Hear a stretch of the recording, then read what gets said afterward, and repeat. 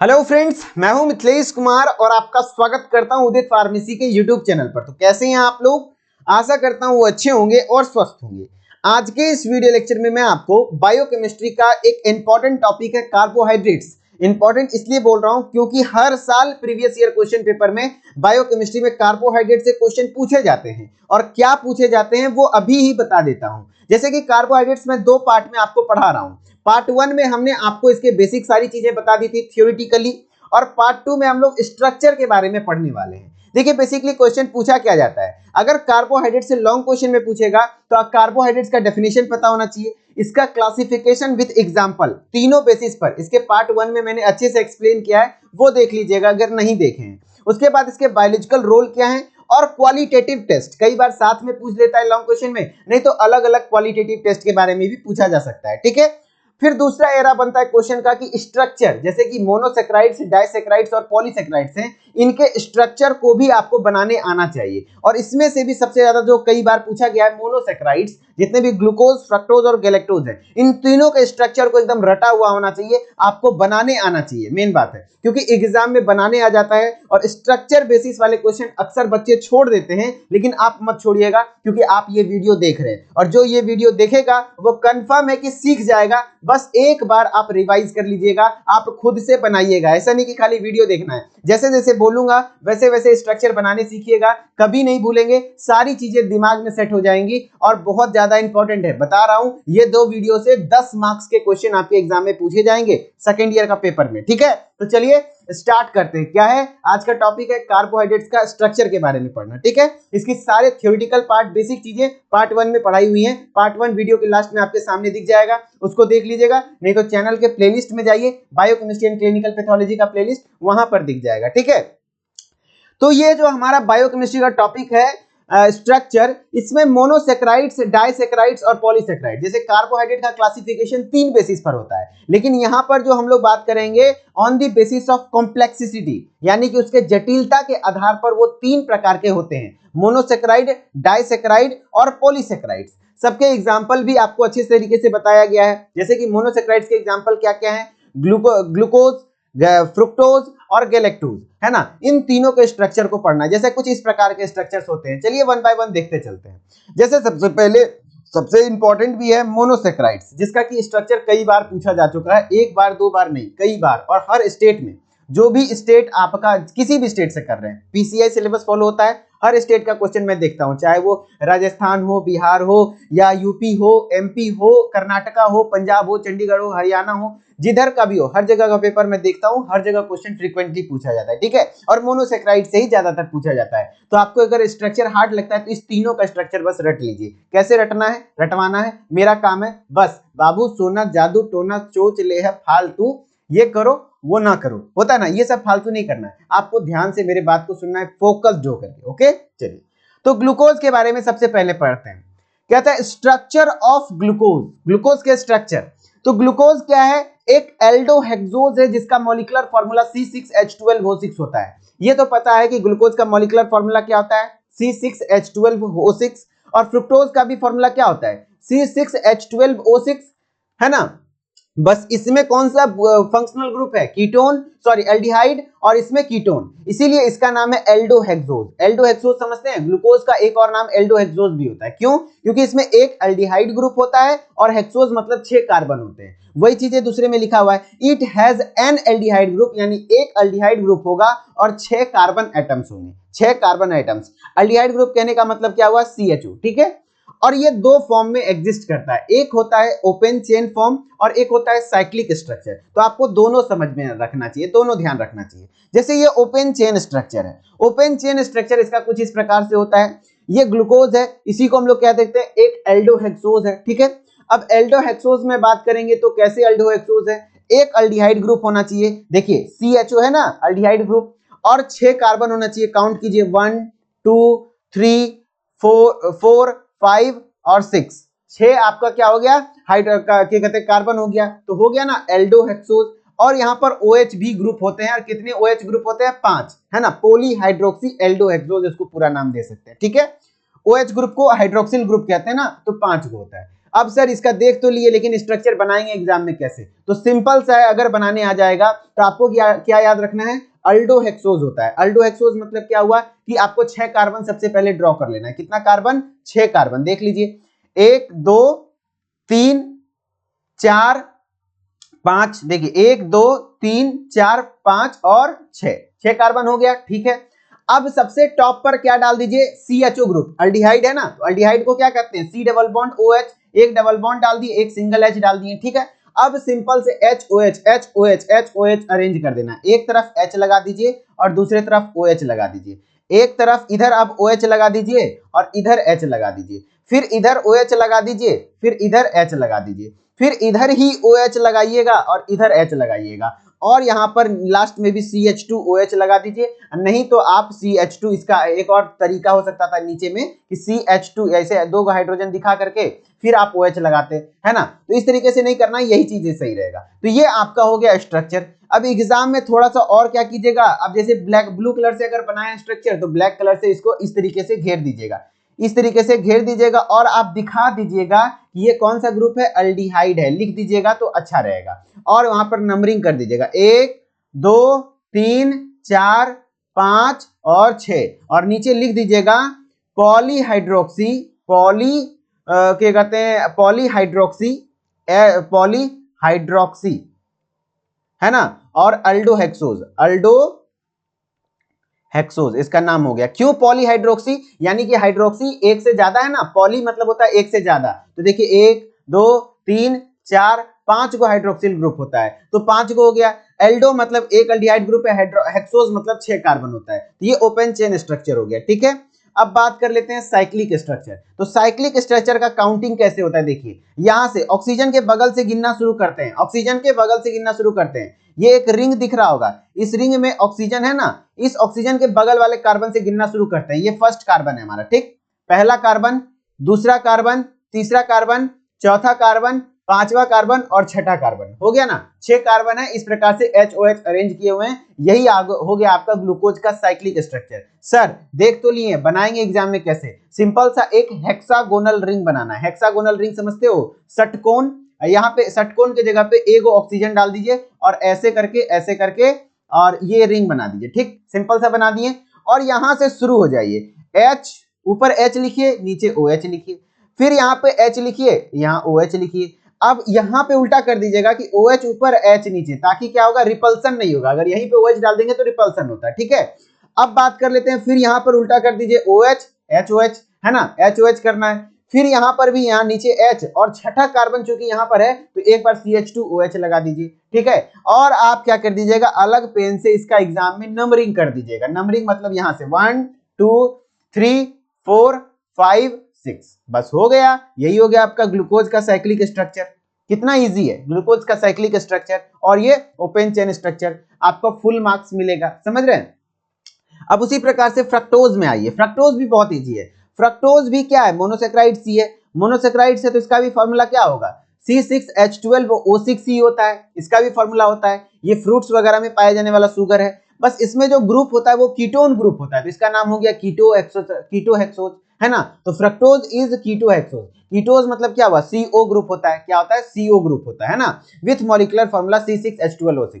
इसका भी दो फॉर्म होगा, एक ओपन चेन स्ट्रक्चर और एक cyclic structure. Open chain structure देख लीजिए कुछ इसी प्रकार से है। यहाँ पर भी 6 कार्बन होते हैं, पहला है 1, दूसरा, तीसरा, चौथा, पांचवा, छठा कार्बन हो गया, और OH यहाँ पर भी 5 गो होता है। देखिए 1 2 3 4 5 OH हो गया। और सेकेंड नंबर कार्बन में आपका देख लीजिएगा C double bond O, ketone group दिख रहा होगा। ये फ्रक्टोज का स्ट्रक्चर है। सर आप दिखा तो दिए, लेकिन बनाएंगे कैसे? सिंपल सा, 6 कार्बन का आपको क्या करना है, एक सीधा सीधी लिख देना। ओपन चेन स्ट्रक्चर का बता रहा हूं, 6 कार्बन लिखिए भैया, कितना कार्बन हुआ गिनिए, 1 2 3 4 5 और 6।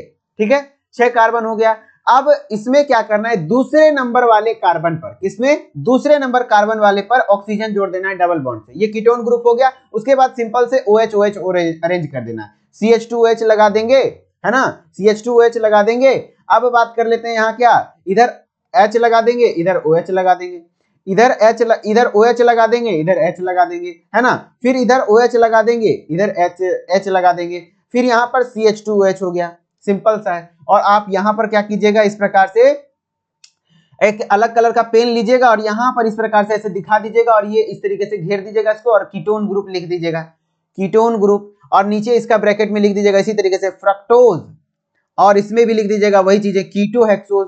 कीटोहेक्सोज क्यों? क्योंकि एक कीटोन ग्रुप है और दिखा दीजिएगा नंबरिंग 1 2 3 4 5 और 6 हो गया ना, तो कीटोहेक्सोज हो गया ना, इस प्रकार से हो गया। समझ गए? ये स्ट्रक्चर मैं कॉपी पे बनाऊंगा तो एकदम सॉलिड बनेगा। मैं ये डिजिटल पेन से लिख रहा हूं इसलिए थोड़ा सा मुझे दिक्कत आ रही है, लेकिन आपको दिक्कत नहीं आएगी। समझ गए? चलिए अब इसका साइक्लिक स्ट्रक्चर के बारे में बात कर लेंगे। साइक्लिक चेन स्ट्रक्चर है ना, साइक्लिक चेन स्ट्रक्चर क्या होता है भाई? साइक्लिक चेन स्ट्रक्चर वही साइकिल के साइक्लिक रिंग में होता है। याद रखिएगा, ग्लूकोज में आप हेक्सागोनल रिंग बनाए थे, यहां पर आपको पेंटागोनल रिंग बनाना है। पेंटागोनल रिंग मतलब एक टब टाइप का शेप बनाना है और बीच में एक ऑक्सीजन लगाना है, ठीक है? तो बीच में ऑक्सीजन को, इसको हम लोग फ्यूरेन भी कहते हैं। इस ऑक्सीजन का एक और नाम क्या है? फ्यूरेन है। और ये फ्यूरेनोज फॉर्म में नेचर में पाया जाता है, ठीक है? नेचर में जो फ्रक्टोज है वो किस फॉर्म में पाया जाता है? फ्यूरेनोज फॉर्म में।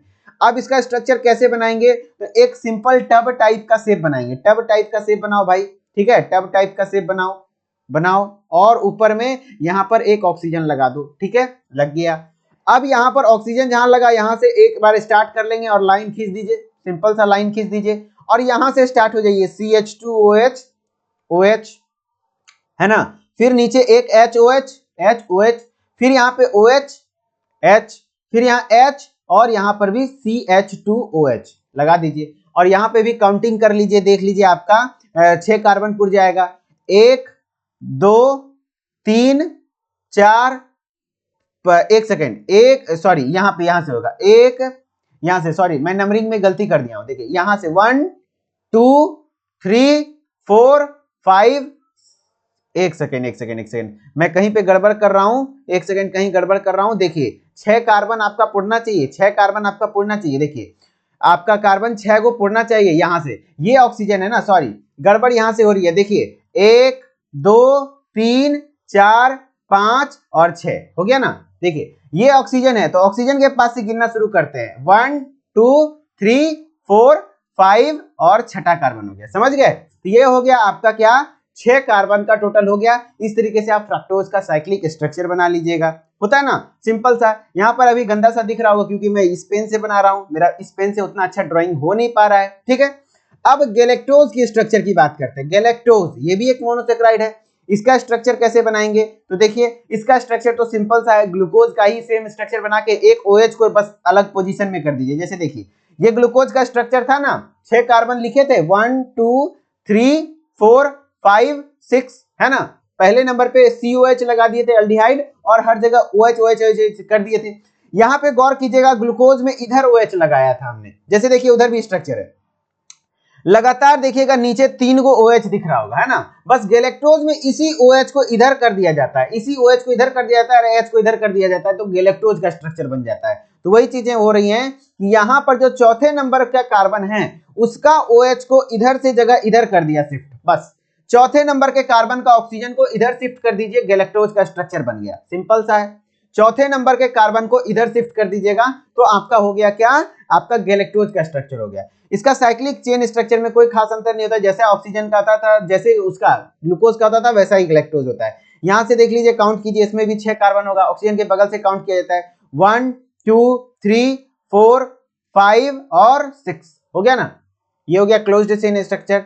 मेनली आपको मोनोसेक्राइड्स के रटने थे, ग्लूकोज फ्रक्टोज अक्सर पूछा जाता है, ग्लूकोज फ्रक्टोज आपको बता दिया, अब गैलेक्टोज भी आप देख लिए। अब चलिए डाइसेक्राइड्स में आते हैं।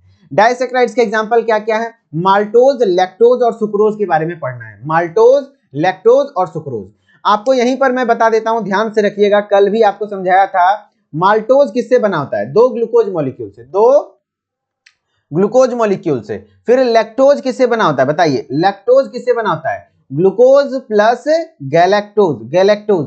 और आपका सुक्रोज किससे बना होता है? अरे भाई कल ही तो बताया था, गलफुलिया सुरकई छे, गलफुलिया मतलब ग्लूकोज, गल मतलब ग्लूकोज, फ्रक्टोज, फुलिया, सुरकई छे। अरे गांव घर में जिस लड़की का गाल फूला होता है उसको क्या कहते हैं? गांव घर क्या, शहरी लड़की को देख लीजिए, जिसका गाल फूला है गलफुलिया कहते हैं। अब गलफुलिया वर्ड शहर में ज्यादा नहीं चलता, लेकिन हम लोगों की तरफ कॉमन सा वर्ड है। ये आप लोगों को अजीब सा लग रहा होगा सुनने में, लेकिन हम लोगों के गांव का ये मिठास है इसी तरीके से होता है ना। तो गलफुलिया क्या करती है, सुरखती है। सुरखना मतलब समझते हैं, कोई भी चीजें घींच लेना एकदम से, तुरंत से पी लेना, तो ये गलफुलिया सुरकच यानी सुक्रोज। तो इसका ट्रिक है, ग्लूकोज प्लस फ्रक्टोज क्या बनेगा, सुक्रोज बनेगा। ठीक है, अब ये तीनों का आपको ध्यान रखना है। अब क्या करना है, माल्टोज का स्ट्रक्चर बनाना है, तो दो को ग्लूकोज मॉलिक्यूल को जोड़ दीजिए। एक ग्लूकोज मॉलिक्यूल का स्ट्रक्चर इधर देख लीजिए और दूसरा एक इधर है, दोनों को अरे जोड़ दिया गया है। ये एक रिड्यूसिंग है, एक नॉन रिड्यूसिंग शुगर कहलाता है। तो ये बोल रहा है कि the structure of maltose has been proposed as follows, इस प्रकार से कुछ है। इसका ओपन चेन फॉर्म है तो ये इस प्रकार से हो गया, और अगर जो इसके साइक्लिक स्ट्रक्चर को कर दीजिएगा तो उसी को हावर्थ प्रोजेक्शन फॉर्म कहते हैं। क्या कहते हैं, हावर्थ प्रोजेक्शन फॉर्म। इधर से भी एक ग्लूकोज का स्ट्रक्चर बनाइए, इधर से भी एक ग्लूकोज का स्ट्रक्चर बनाइए, और यहां से भी OH होगा, यहां पे भी OH होगा, और यहाँ दोनों मिल करके H2O बन के बाहर निकल गया, है ना, H2O बन के बाहर निकल गया और ये ऑक्सीजन से जुट गया। तो ये आपका माल्टोज का स्ट्रक्चर हो गया। कुछ भी नहीं है, बस सिंपल सा है, माल्टोज का स्ट्रक्चर, दोनों ग्लूकोज के मॉलिक्यूल को जोड़ दीजिए। ठीक है, अब बात कर लेते हैं लैक्टोज की। इसका ओपन चेन स्ट्रक्चर इसी प्रकार से होगा, एक ग्लूकोज यूनिट होगा, दूसरा गैलेक्टोज यूनिट होगा, दोनों को जोड़ दीजिए, है ना, ग्लूकोज और गैलेक्टोज को जोड़ दीजिए। अब बात कर लेते हैं इसका हावर्थ प्रोजेक्शन फॉर्म, तो एक ग्लूकोज बनाइए, दूसरा गैलेक्टोज बनाइए, और दोनों को कुछ इस प्रकार से बॉन्ड से जोड़ दीजिए, तो ये आपका हावर्थ प्रोजेक्शन फॉर्म हो गया लैक्टोज का। ठीक है, अब बात कर लेते हैं सुक्रोज का। सुक्रोज भी एक डाइसेक्राइड से, एक ग्लूकोज से, दूसरा फ्रक्टोज से, तो ये आपका ग्लूकोज हो गया, ये आपका फ्रक्टोज हो गया। कैसे पहचानेंगे, तो भैया इसमें देखिए 1 नंबर पे ही अल्डिहाइड होगा, यहाँ सेकंड नंबर पे कीटोन होगा, तब तो सेकंड से जुटा है। तो इस प्रकार से स्ट्रक्चर पूछा नहीं जाता, बस एक बार देख लीजिए किसका, ग्लूकोज फ्रक्टोज, ये सुक्रोज का वगैरह का इतना हार्ड वगैरह नहीं पूछा जाता है, मेनली मोनोसेक्राइड्स का, वो रट लीजिएगा कम से कम, बस देख लीजिए। और इसका आपका हावर्थ प्रोजेक्शन फॉर्म हो गया, एक तरफ ग्लूकोज है, एक तरफ फ्रक्टोज है। देखिए एक तरफ 6 कार्बन वाला रिंग वाला है, बताए थे ना, इस प्रकार से रिंग मतलब हेक्सागोनल टाइप का रिंग है, एक तरफ पेंटागोनल रिंग है ना, तभी तो पहचान गए कि ये फ्रक्टोज है। और ग्लूकोज का स्ट्रक्चर कुछ इस प्रकार से था, तो ग्लूकोज प्लस फ्रक्टोज मिलकर के आपका बन गया सुक्रोज। ठीक है, अब बात कर लेते हैं पॉलीसेक्राइड्स। पॉलीसेक्राइड्स का आपके सिलेबस में केमिकल नेचर पढ़ना है। ठीक है, इसमें दो गो है, एक स्टार्च है, दूसरा ग्लाइकोजेन है। ठीक है, स्टार्च के बारे में पढ़ना है और स्टार्च के बारे में बाद ग्लाइकोजेन पढ़ना है, डी है। अब स्टार्च के बारे में थोड़ा सा देख लीजिएगा, ध्यान से सुनिएगा। कह रहा है starch comes in 2 form. Starch कहां पाया जाता है, जो पौधों में या प्लांट्स में जो कार्बोहाइड्रेट का स्टोरेज फॉर्म है वो क्या स्टार्च है, यानी कि प्लांट्स में जो कार्बोहाइड्रेट स्टोर होता है वो स्टार्च के फॉर्म में होता है, और एनिमल्स में जो कार्बोहाइड्रेट स्टोर होता है वो ग्लाइकोजेन के फॉर्म में होता है। तो दोनों अपने अपने एक स्टोरेज फॉर्म होता है। अब स्टार्च भी 2 फॉर्म में होता है, एक एमाइलोज, दूसरा एमाइलोपेक्टिन। क्या क्या, पहला एमाइलोज, दूसरा एमाइलोपेक्टिन। अब ये जो एमाइलोज है ये बना होता है 250 से 300 ग्लूकोज रेसिड्यू से। कितने, 250 से 300। पॉलीसेक्राइड मतलब बहुत सारा, पॉली मतलब बहुत सारा होता है ना, 250 से 300 ग्लूकोज रेसिड्यू इसमें ज्वाइंट होते हैं, किस बॉन्ड के through, alpha 1,4 glycosidic linkage. Exit exam का प्रॉपर क्वेश्चन बन जाएगा कि जो पॉलीसेक्राइड्स होते हैं उसमें जो आपस में ग्लूकोज मॉलिक्यूल जुटे होते हैं वो कौन सा होता है, अल्फा 1,4 ग्लाइकोसिडिक लिंकेज के थ्रू जुड़ा होता है। They are unbranched and coiled. ये जो एमाइलोज होता है वो अनब्रांच्ड होता है, लेकिन जो एमाइलोपेक्टिन होता है वो ब्रांच्ड होता है। ठीक है, तो वही चीजें आप एमाइलोपेक्टिन के बारे में पढ़ लीजिए। एमाइलोपेक्टिन भी ग्लूकोज मॉलिक्यूल है, ये ब्रांच्ड स्ट्रक्चर होता है, और यहां पर भी जितने ग्लूकोज मॉलिक्यूल हैं वो सब अल्फा 1,4 ग्लाइकोसिडिक लिंकेज से जुड़े होते हैं। लेकिन खास बात है कि जहां ब्रांचिंग नोड होती है, जैसे यहां से ब्रांच बन रहा है, तो यहां पर जो लिंकेज होगा वो अल्फा 1,6 लिंकेज होता है। क्या होता है, अल्फा 1,6 लिंकेज होता है। ठीक है, याद रखिएगा। कह रहा है साइड चेन विथ रफली 12 glucose residue are linked to main chain.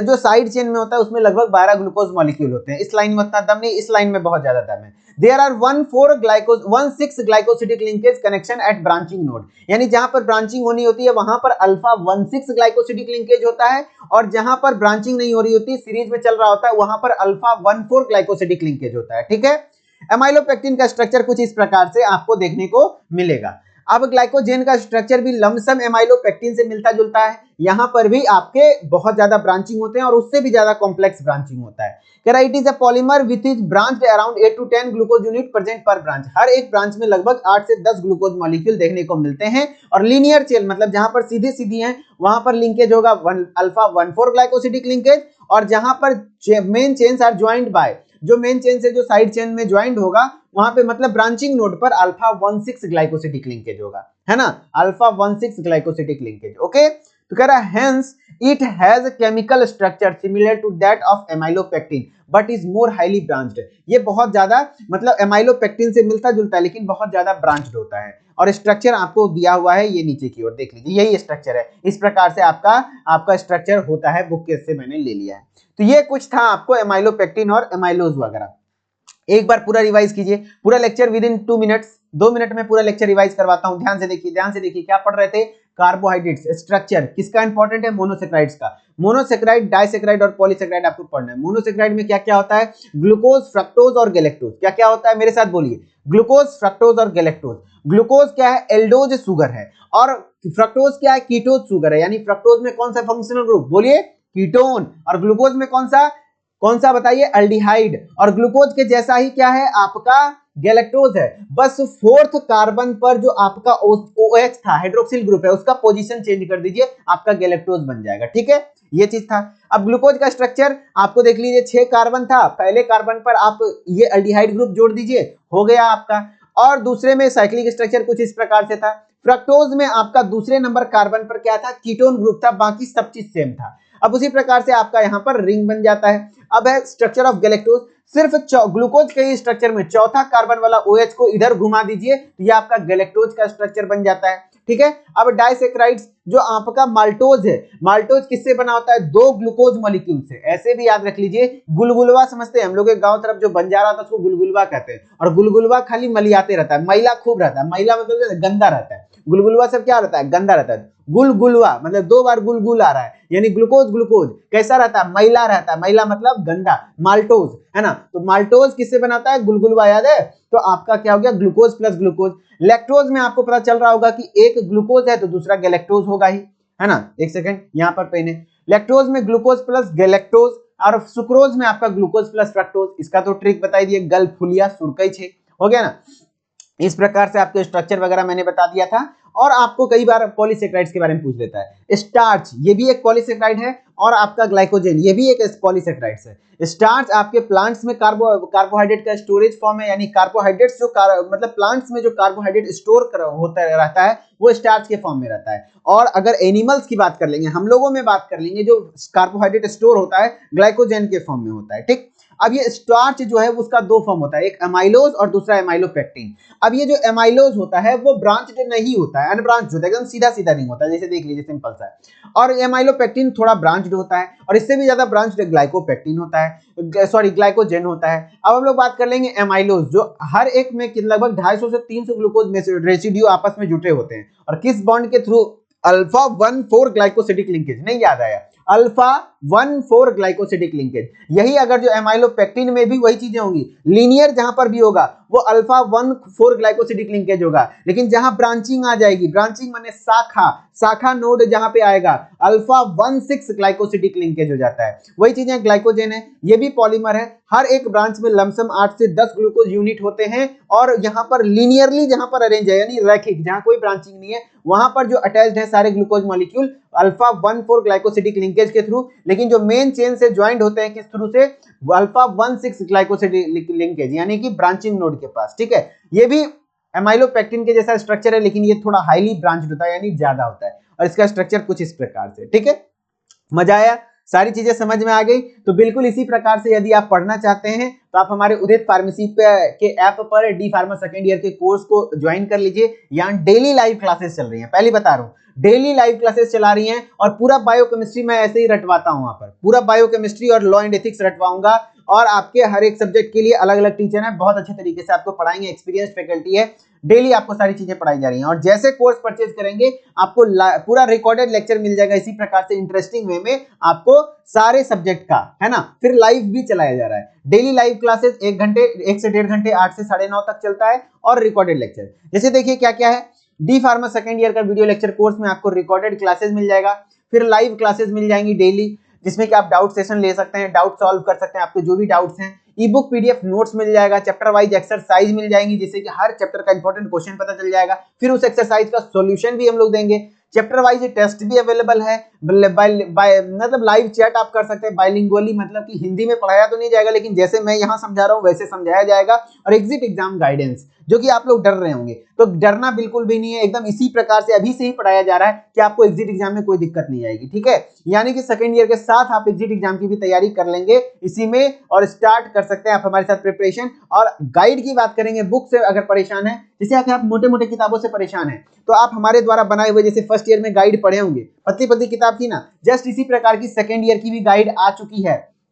आपको क्या करना है, ऑर्डर करना है 6 सेट बुक, बस ऑर्डर करिए, घर पर पहुंच जाएगा। थ्योरी यहाँ model paper, solve model paper से, मतलब वैसा भी मॉडल पेपर है जिसमें सॉल्व किया हुआ है, कुछ ऐसे भी हैं जिसमें अनसॉल्व है, जिसको आपको खुद को करके दिखाना है, ठीक है। तो कुछ इस प्रकार से है। कैसे आप ज्वाइन कर सकते हैं, प्ले स्टोर पर जाइए और उदित फार्मेसी सर्च कीजिए, देन ऐप को इंस्टॉल कीजिए, नाम ईमेल आईडी डाल के लॉगिन कीजिए और आप स्टोर वाले सेक्शन को क्लिक कीजिएगा। स्टोर वाले सेक्शन को क्लिक कर जाएंगे तो जो भी कोर्सेज ज्वाइन करना हो, फर्स्ट ईयर हो, सेकंड ईयर हो, गाइड हो, फर्स्ट ईयर का हो या सेकंड ईयर का हो, कंप्लीट अवेलेबल हो चुका है, आप फटाफट से मंगा सकते हैं, ठीक है।